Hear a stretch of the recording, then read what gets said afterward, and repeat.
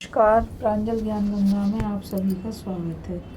हम संक्षिप्त महाभारत का पाठ कर रहे हैं, जिसमें कि भीष्म पर्व चल रहा है। कल हमने कथा में कर्म संन्यास योग की कथा को पढ़ा था। आज हम श्रीमद् भगवत गीता में आत्म संयम योग को पढ़ेंगे। श्री भगवान बोले, जो पुरुष कर्म फल का आश्रय न लेकर करने योग्य कर्म करता है वह सन्यासी तथा योगी है, और केवल अग्नि का त्याग करने वाला सन्यासी नहीं है तथा केवल क्रियाओं का त्याग करने वाला योगी नहीं है। अर्जुन, जिसको सन्यास ऐसा कहते हैं उसी को तू योग जान, क्योंकि संकल्पों का त्याग न करने वाला कोई भी पुरुष योगी नहीं होता। समतत्व बुद्धि रूप कर्म योग में आरूढ़ होने की इच्छा वाले मननशील पुरुष के लिए योग की प्राप्ति में निष्काम भाव से कर्म करना ही हेतु कहा जाता है, और योगारूढ़ हो जाने पर उस योगारूढ़ पुरुष के लिए सर्व संकल्पों का अभाव ही कल्याण में हेतु कहा जाता है। जिस काल में ना तो इंद्रियों के भोगों में और न कर्मों में ही आसक्त होता है, उस काल में सर्व संकल्पों का त्यागी पुरुष योगारूढ़ कहा जाता है। अपने द्वारा अपना संसार समुद्र से उद्धार करे और अपने को अधोगति में न डाले, क्योंकि यह संसार आप ही तो अपना मित्र है और आप ही अपना शत्रु है। जिस जीवात्मा द्वारा मन और इंद्रियों सहित शरीर जीता हुआ है, उस जीवात्मा का तो यह आप ही मित्र है, और जिसके द्वारा मन तथा इंद्रियां सहित शरीर नहीं जीता गया है, उसके लिए आप ही शत्रु के सदृश है। शत्रुता में बढ़ता है, सर्दी गर्मी और सुख दुखादि में तथा मान और अपमान में जिसके अंतकरण की वृत्तियां भली भांति शांत हैं, ऐसे स्वाधीन आत्म वाले पुरुष के ज्ञान में सच्चिदानंद घन परमात्मा सम्यक प्रकार से स्थित है।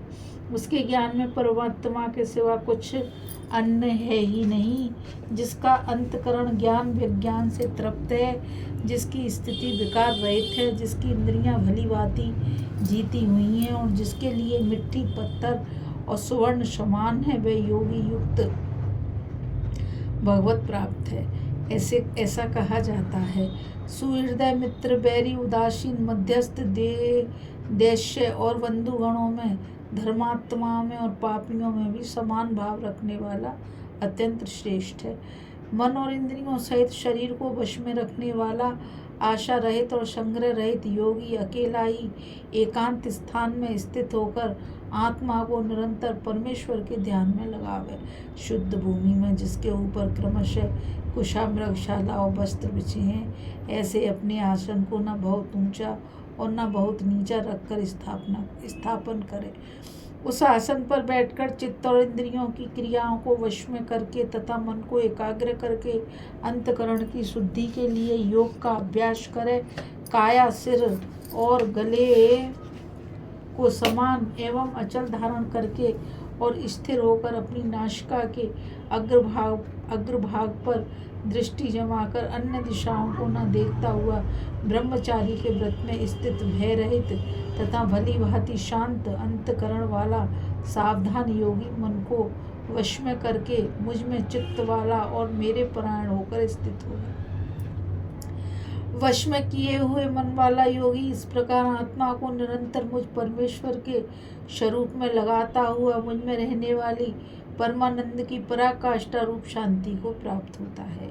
अर्जुन, यह योग ना तो बहुत खाने वाले का, ना बिल्कुल खाने वाले का, ना बहुत शयन करने के स्वभाव वाले का और न बहुत जागने वाले का ही सिद्ध होता है। दुखों का नाश करने वाला योग तो यथा योग्य आहार विहार करने वाले का, कर्मों में यथा योग्य चेष्टा करने वाले का और यथा योग्य सोने तथा जागने वाले का सिद्ध होता है। अत्यंत वश में किया हुआ चित्त जिस काल में परमात्मा में ही भली भांति स्थित हो जाता है, काल में परमात्मा में ही स्थित हो जाता है, उस काल में संपूर्ण भोगों में स्पृह रहित पुरुष योग युक्त है। ऐसा कहा जाता है, जिस प्रकार वायु रहित स्थान में दीपक चलायमान नहीं होता, वैसी ही उपमा परमात्मा के ध्यान में लगे हुए योगी के जीते हुए चित्त की कही गई है।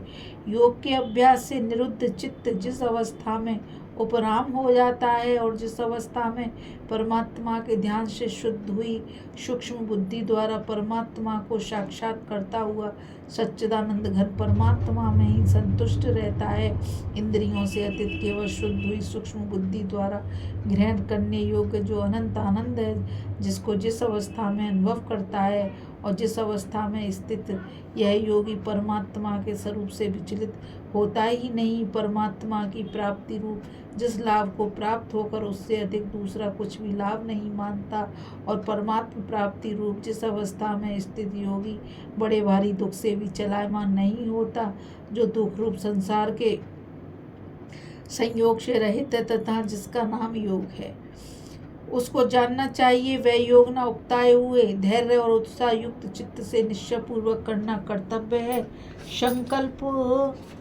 संकल्प से उत्पन्न होने वाली संपूर्ण कामनाओं को निशेष रूप से त्याग कर और मन के द्वारा इंद्रियों के समुदाय को सभी ओर से भली भांति रोक कर क्रम से अभ्यास करता हुआ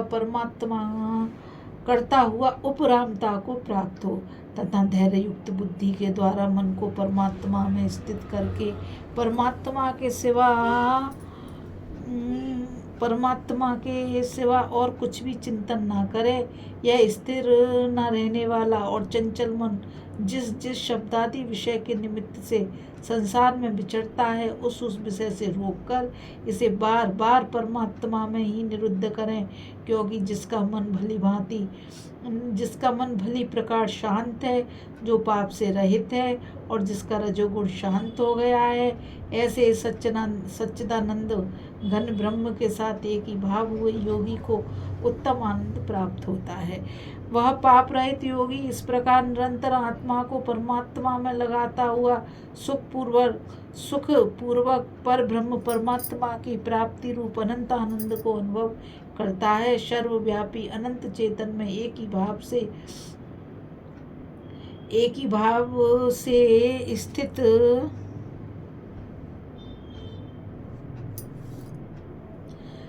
मुझ वासुदेव को ही व्यापक देखता है और संपूर्ण भूतों को मुझ वासुदेव के अंतर्गत देखता है।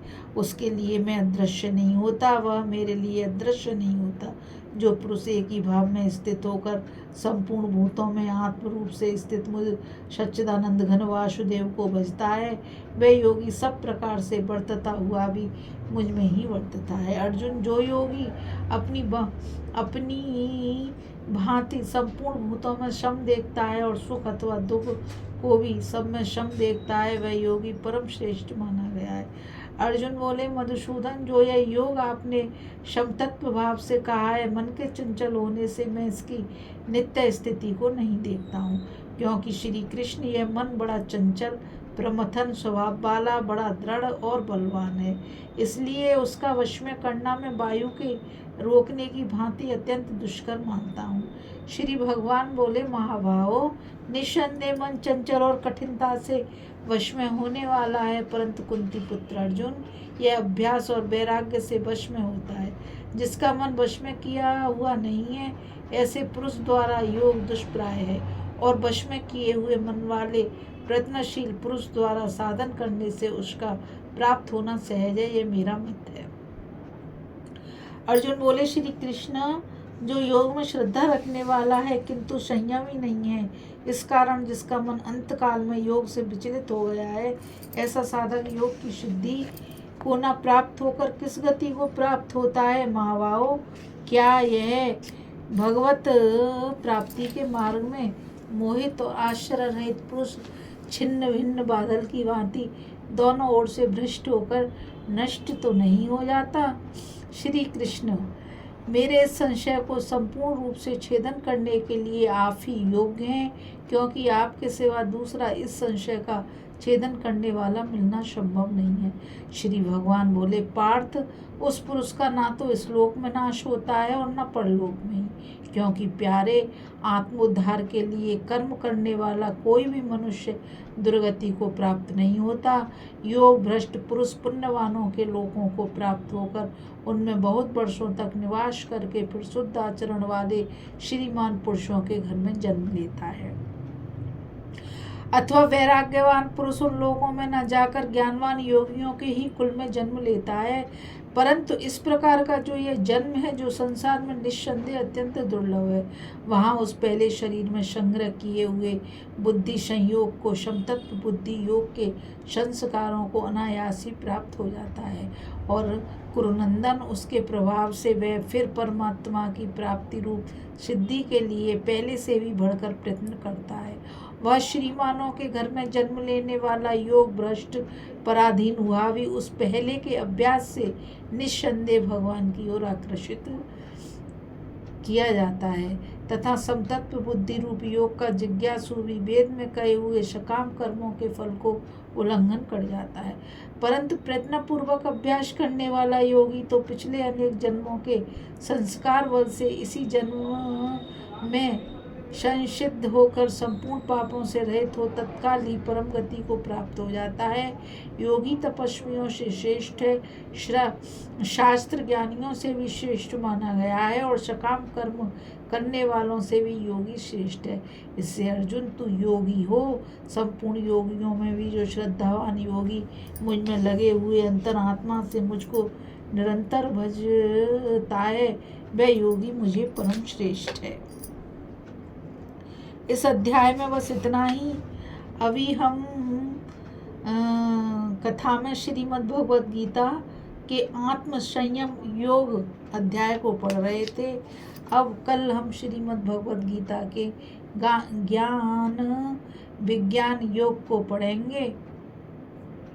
आज के लिए बस इतना ही। मुझ गीता रावत को आज्ञा दीजिए। कल फिर मिलेंगे एक नवीन कथा के साथ।